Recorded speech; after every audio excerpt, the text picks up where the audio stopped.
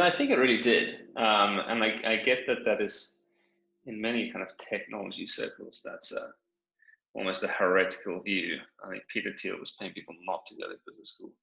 But I was very young, when I did that.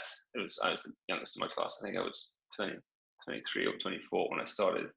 I was very fortunate to win a scholarship to do it. So it was kind of in a slightly different position than the other guys. And for me, I think it helps. It helps in three ways. But one, the volume of work required is extremely large. So it's like trying to drink out of a fire hydrant. So that was a real good real good like break from the student life that I'd had before, and also kind of helped to get away to kind of break the mindset of everything needs to be perfect to things need to just be good enough so that you don't drown. So that was one. Two, I think in terms of access to people and case studies and experiences, being able to learn from others, there is so much of advancement or life is just being able to like peek behind the veil and realize that there's nothing special there.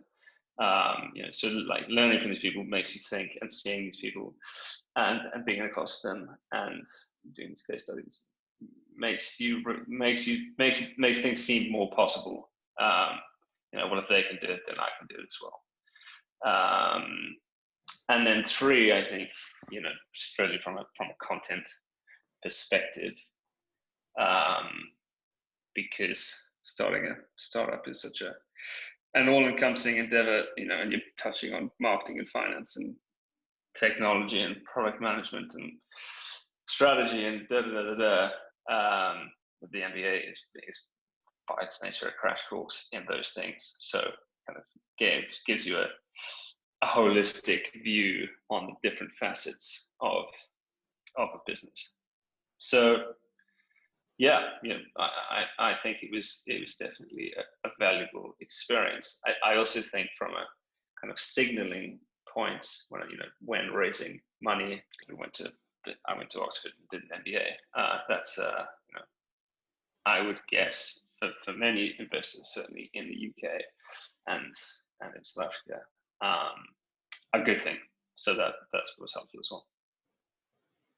Yeah, it's definitely reassuring, I guess. And so, the other thing I would say, so like the idea that that MBA shouldn't start companies, or I must have an MBA to go into business, I think that those are really or insert like predetermined. This is what you need to do Y.